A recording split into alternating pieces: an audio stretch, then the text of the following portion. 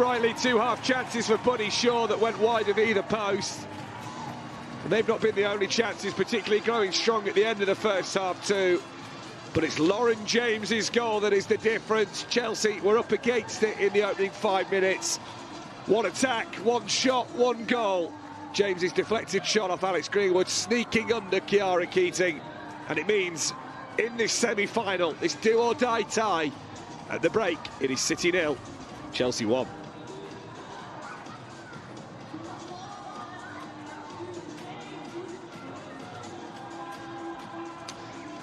Let's head back into the Matchday Live studio. Natalie Pike, joined by former City women's goalkeeper Karen Barsley and former City defender Nader Manua. Welcome back to Matchday Live. So, City trailing at the break. Another 45 minutes to go yet. You know the attitude of this club. Never give up. A long way to go yet. The winner of tonight's game will claim a place in the final of the Continental Cup that takes place on the 31st of March. That's in Molineux. That is a 3 p.m. kickoff, and they'll be taking on Arsenal, whoever wins tonight's game. Should it be a draw at 90 minutes, it must go to extra time. It must go to penalties. Should it happen that way, we have to have a winner tonight, is what I'm trying to tell you. So, still joined in the studio by Karen and by Nedum. City have dominated the possession in that first half, sitting somewhere around the 60% mark for most of the game, but only, I mean, not even one shot on target for each team. Nothing really feels massively clear-cut, with the exception, obviously, of the Chelsea goal. Nedum, how do you feel about the first half? I think it's always good to have possession, but it's like, where do you have it? And I think the territory is probably favouring Chelsea pretty much. I think City's back lines had more of the ball. I think you'd want to see them be able to maybe progress it forward. And I think a telltale sign for me about how well a team's doing is how much possession can they keep in the opponent's half. You know, that really shows that you're able to attack and then sort of recycle the ball as well. So it's not been perfect from them by any means. I don't think it's been too bad. And I think the upside for me, as I look at them going in, is like, I know that they could do better in the second half. Whereas I think from a Chelsea standpoint, I think this is who they are in this moment. They could obviously have a little spark in the same way they did for the goal. And I think defensively they're doing pretty well, trying to sort of limit the amount of play going through Yu Hasegawa. But I think that the City team can do better. And I think a few tweaks here and there will put Chelsea under pressure. I think some of that possession then ends up being further up the field. How would you assess City in that first 45, Karen? I would totally agree with Nedum. I think, literally, as I was watching that first half come to an end, I was just thinking they've got so much more in them. We know they're so much, more capable than what we've seen in that first half. I think it's a funny one, wasn't it? Because I think City were kind of on top, with the early elements of the first half, and then obviously that pass into the midfield, just kind of gave Chelsea a lot of confidence. Obviously, when the goal went in with the unfortunate deflection and things like that, but I know that this team will go into halftime and they'll be dying to put things right. And I think they need to trust in their abilities, get back to kind of just delivering the good habits and not trying to do too much in the game plan. We saw some interchanging between Lauren Hemp and Chloe Kelly on the flanks. But to Nedum's point, I think Chelsea's game plan has been effective in the first half and just trying to limit their strengths of Man City playing the midfield. It does feel like it feels different to the games that I've been at in person and watched on TV recently. It feels a bit different. Do you think that is because is the occasion getting to them, or is it the fact that Chelsea scored so quickly in the game, or what do you think? I don't know. It's a funny one. I mean, Nedum, feel free to chime in here with this, because I think they've been in loads of occasions like this, and I think sometimes you could talk about, because there's a trophy on the line and things have been going so well in the league and the club are kind of desperate to have something to show for how well we've done. But ultimately, these girls have been here before. They've been in World Cup finals, quite a few of them. So I think they'll know what that sort of pressure it feels like, but they'll want it so badly. But for me, there's just elements where it's a little bit sloppy, and I think, like Nedum said earlier, we can look to solve problems a lot better, particularly in the midfield, as you alluded to. Absolutely. And I think, to be honest, no matter how well you're playing, like a semi-final is still a semi-final. It's a big game. But what I would say about the girls, they're not playing badly. They're just not playing to their full potential. I think Chelsea have offered them, some issues as such within the game, but they still allow them to have the ball. So you can think, well, everything's fine, but realistically, how progressive have you been? As you walk off the field at half-time, are you thinking to yourself, I've played well and we're unlucky, or is it a case of something's not quite right? I think this is when the manager and the coaching staff can sort of look at it in a calm manner and sort of give them a different idea, something that will go and make a big difference in that second half. And I think once that's there, and I can see some of the joy that comes from it, because we've seen one or two moments. You know, we've seen Lauren go past someone. We've seen Bunny have a big chance as well. And you've seen other people be able to get the ball on a half turn and go and sort of try and progress the ball at the field. But I think sometimes it's very hard to see what's going on when you're on the field. But whereas people from the outside can see it, sense it, and give you the help you need to go out there and like get ready for the occasion. Because now, as Mike was saying, there's 45 minutes left. You're 45 minutes away from being in a final, and you're in a great position because you've been winning games recently and you're playing at home. You know, don't walk off the field at the end of the game and be disappointed with how you've played, thinking you could have done more. Now's the time for more, and you know they've got that within them.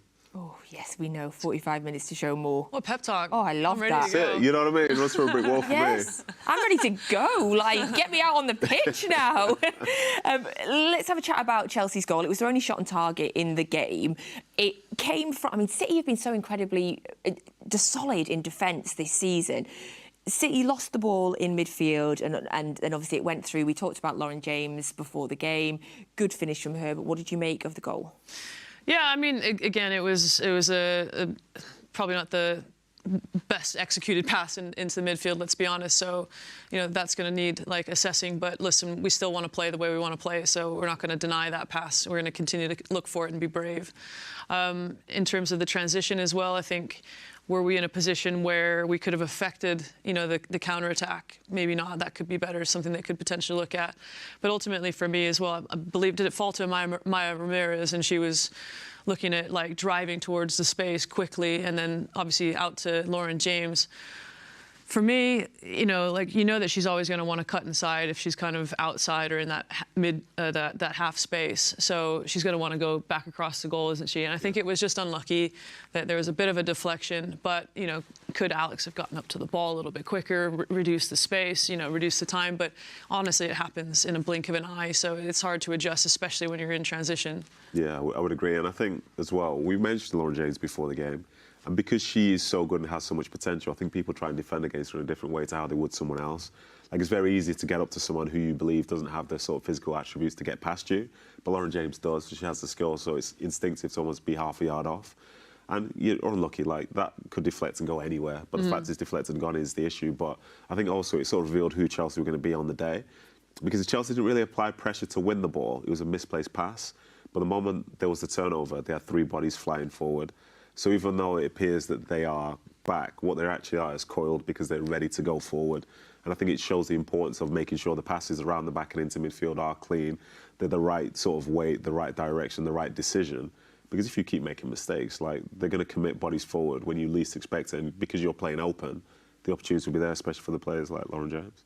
Coiled is such a brilliant description. It's literally, it is a really it's good, like a coiled spring. it's a trap, isn't it? You're coming back, you're making it smaller. Yeah. But as soon as you let go, off you pop. You know, some people, like that bus that some people park, it does not have wheels. It's just parked in front of the goal. But then there are other teams where essentially you have the illusion that you're in control of the game because you've got all the ball. But in reality, they're just waiting for the moment where you mess up. And that's how they're going to go and attack you because they know that's the weakness of yours. How much time do you spend on your metaphors? Way too long, to be honest. Way too long. They're great, aren't they?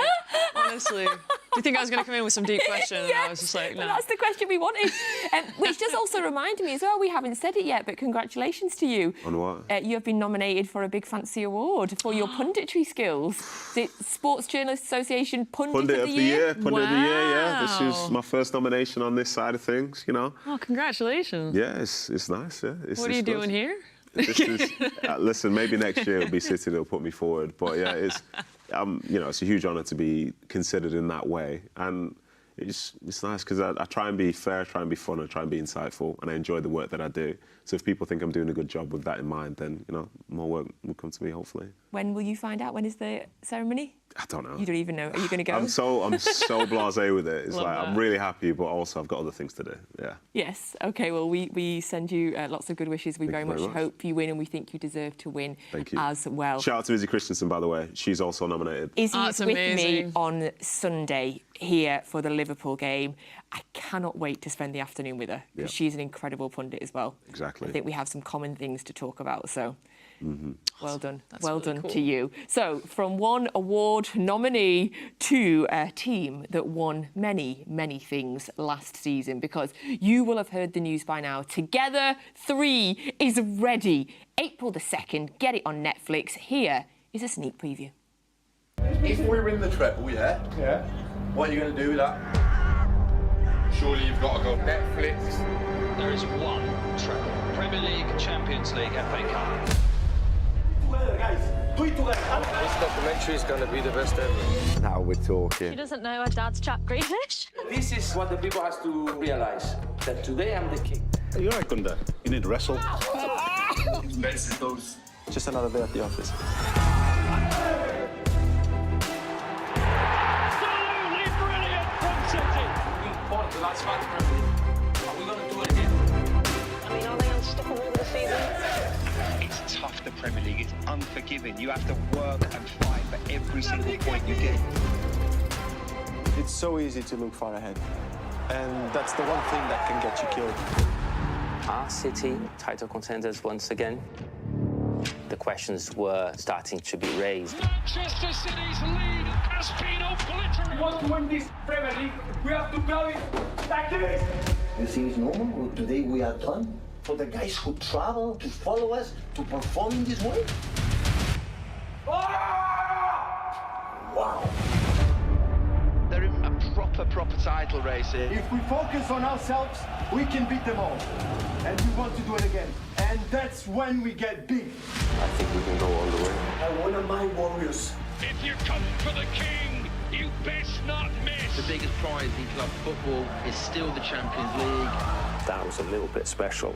He's got to turn Man City into a team that conquers Europe. That has to happen. We're all going to Istanbul. One more next week. You know tomorrow we play for the immortality. Will it be a treble or a seismic shock? It's once in a lifetime, guys. This situation, we are not going to leave it again.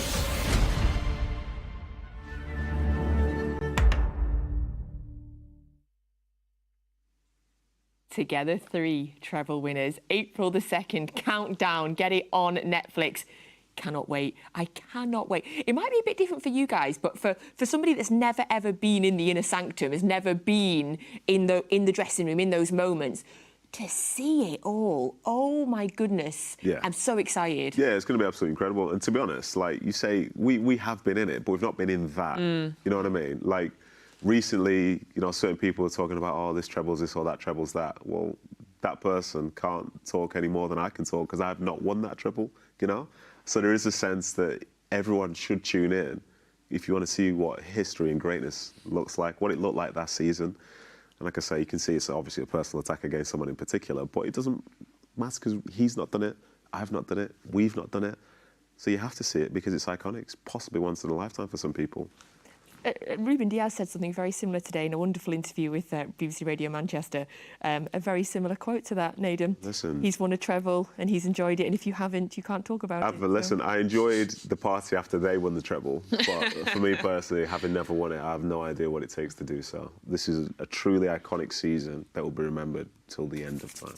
And you get to watch it all. I cannot wait. 2nd of April, so less than a month away now. I'm going to be counting down to Together 3. So together, treble winners. Cannot wait. Also, I cannot wait because we are giving away a Steph Houghton signed shirt. Thank you very much. If you would like to win this, mancity.com/feed. Get on there. All you do is enter your details and we'll pick somebody at random. We gave away a ball signed by the whole squad recently. We gave away a pair of Jack Grealish signed boots, so we've got more prizes coming up. If you want this Steph Houghton signed shirt, mancity.com/feed. Obviously, Naden Manua, possible award winner, has touched it. As held by, yes, yours truly. As held by the Copenhagen goal scorer himself. Well, we won't talk about that. We won't talk about that. I'm the one that keeps bringing it up now. To be fair, not even you. I was going to say I thought I'd scored the worst goal against Copenhagen, but Julian Alvarez is the other day.